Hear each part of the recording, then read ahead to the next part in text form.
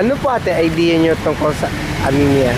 So, sa akin po, sa anemia, I am not really familiar with anemia, pero para sa akin po, I believe na, it talks about blood and yung parang mga bad side ng blood, yun yung sa anemia lang. Kung may alam po kayo about anemia. Piling ko anemia ay kulang sa dugo. Yan lang ba? There's a camera involved talaga. Kailangan talaga. Wala akong idea. Ano lang? Yung kulang sa dugo ba yun? Red blood cells ba yun? Thank you po. Yun lang po, yung idea niya lang po, anything na Yung sa anemia. Ano ko ba yan? Anemia, di ba ano sa iron deficiency illness? So, ibig sabihin ng anemia, mababa yung level ng iron sa katawan natin. Okay po. Thank you po. Sasabihin mo lang yung idea mo po about sa anemia. Ilang mo mag-gawin? Kahit hindi na po. Yun yung pang fewer na yung red blood cells mo, tsaka mas bilis mapagod kaya pag-anemic, kaya nagiging anemic yun. Thank you po.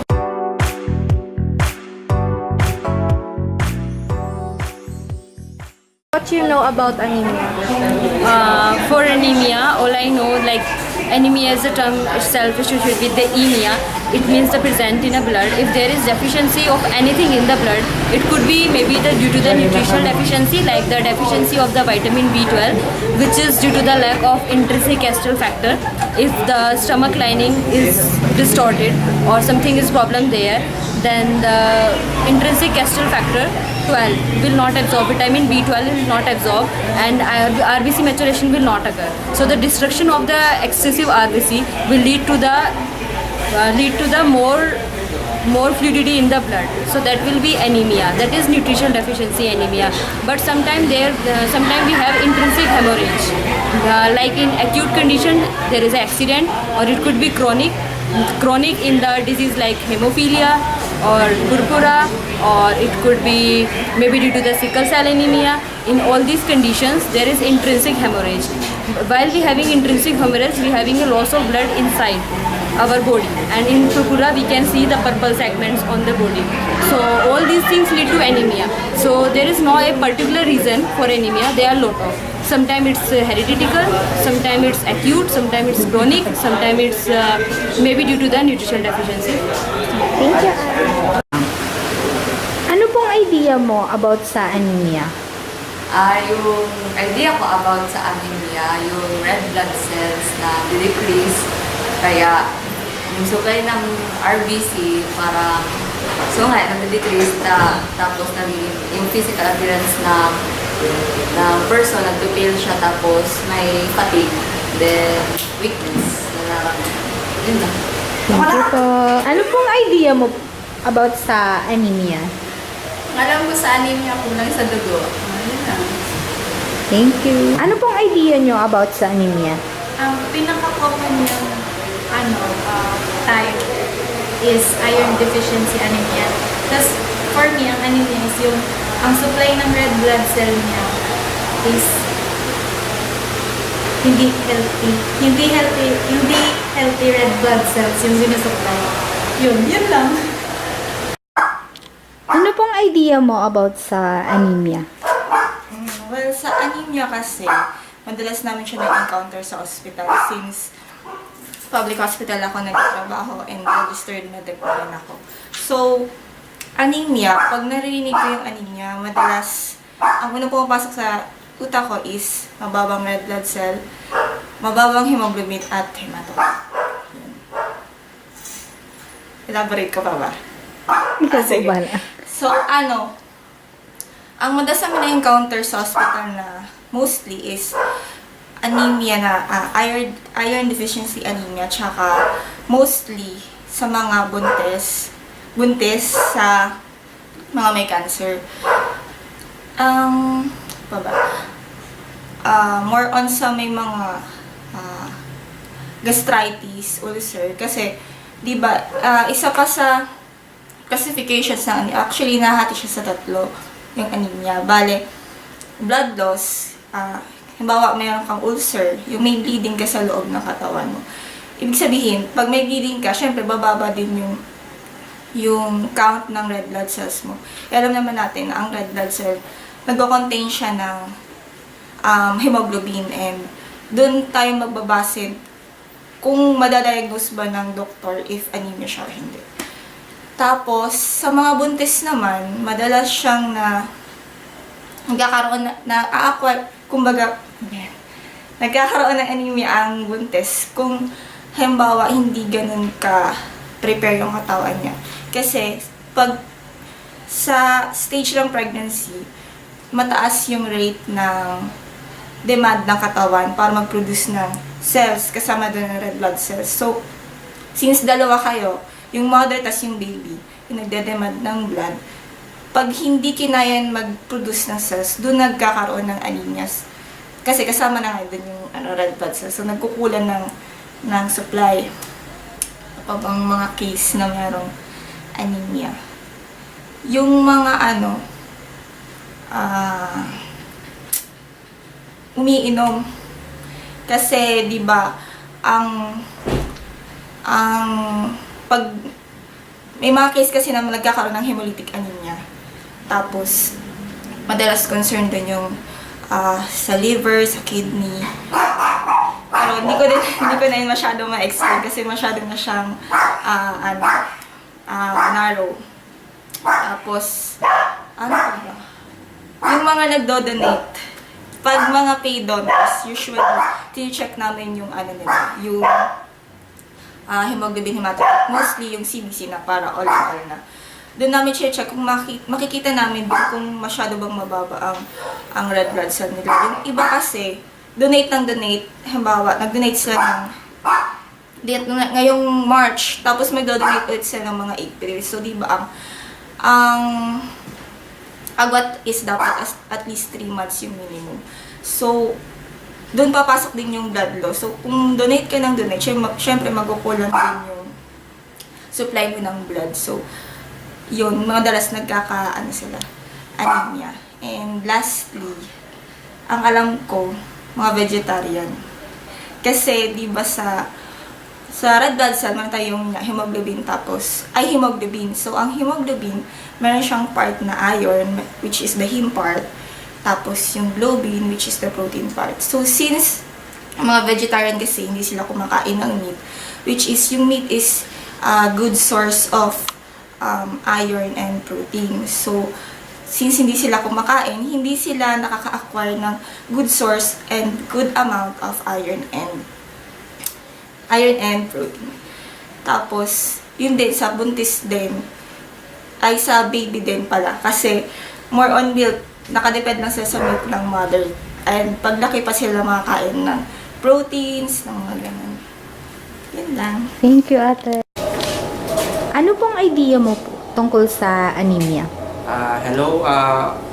Actually, ang anemia ay common na term sa mga tao. But most of the times, hindi natin alam kung ano bang ibig sabihin talaga ng anemia. But nevertheless, we want to share with you a short definition of anemia. Well, anemia can be defined in 3 terms. It can be first, impaired RBC production. Ano ibig sabihin nun? Ibig sabihin, hindi maayos yung pag-produce ng RBCs. That's why it can cause decrease in RBC. Pangalawa ay shortened RBC lifespan. Ano ibig sabihin nito? Ibig sabihin po ay normal nga yung pag-produce ng RBCs natin, ng red blood cells, but yung lifespan niya ay napakaikli lang. That's why it could cause in decreased amount of RBCs that is circulating in the body. And the third one is pag may mga aksidente which could lead into what we call loss of cells. So, dahil sa nawala ng dugo, dahil sa aksidente kunyari sa motorcycle, ay bumaba ang blood pressure and eventually it could cause anemia kung hindi masupplyan agad ng katawan. So, bakit ba natin mahalagang malaman kung tayo ba anemic o hindi? Because pag anemic po ang isang tao, sometimes hindi niya alam, pero sa kanyang katawan, kulang na ng dugo. Pag kulang po tayo ng dugo, ibig sabihin nun, kulang mag-function yung ating brains, ating mga organs. So, hindi po tayo masyado nagiging productive. Kaya po, sa may mga taong maputla, nangihina, or paminsan kulang sa tulog, tapos nangihina, nahihilo, ay maganda pong magpakonsulta po tayo because malay po natin ay meron na po pala tayong anemia. So, that's all. Thank you. Thank you po. Let's talk about anemia. Anemia is associated with impaired RBC production, shortened RBC lifespan, and loss of cells. With these three, there would be a decrease in oxygen delivery to tissues. Anemia is suspected if hemoglobin levels fall less than 12 grams per deciliter for male and 11 grams per deciliter for female. There are two possible causes of anemia. First is decreased production, and the second one is increased destruction. Decreased production is due to a problem with making red blood cells. Problem with making enough red blood cells. Reticulocyte count is used to identify whether the anemia is caused by decreased production or increased destruction. Reticulocyte count is measure of how many retics are present. If reticulocyte count is less than or equal to normal, then the cause of anemia is under decreased production. If MCV is greater than 100 femtoliters, then it is under macrocytic anemia, wherein the size of the cell is larger than the normal. It is associated with shortage of DNA precursor. If MCV is ranging from 80 to 100 femtoliters, then it is under normocytic anemia, wherein red blood cell is in its normal size. If MCV is less than 80 femtoliters, then it is under microcytic anemia. Microcytic anemia is due to shortage of hemoglobin or impaired hemoglobin production. It is either not enough or abnormal hemoglobin formation. The first anemia under decreased production is iron deficiency anemia. Iron is responsible for making hemoglobin. If there is a deficiency in iron and hemoglobin, it will lead to anemia.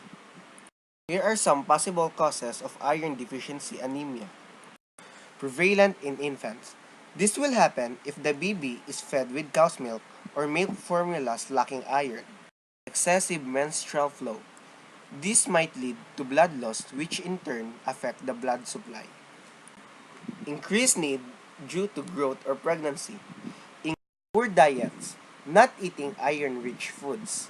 Ang iron deficiency anemia is the insufficient iron in the body. That's why, dahil ang iron ay kailangan sa pag-produce ng red blood cells for normal circulations, dahil ito ay mababa, kulang ang iron sa RBCs, thereby having an anemia or masyadong mababa yung ating RBCs. Anemia of chronic inflammation. Inability to use iron for hemoglobin production. In cases of inflammation, iron supply to macrophages and hepatocytes increases, whereas iron supply to bone marrow decreases. The major component of hemoglobin is iron. Hemoglobin production occurs in the bone marrow. Since there is insufficient supply of iron in the bone marrow will have problems in producing hemoglobin. Cerebroblastic anemia. If protoporphyrin 9 is added to iron, there would be production of heme. If protoporphyrin 9 is added to iron, there would be production of heme. If there is no heme, then hemoglobin production wouldn't be possible.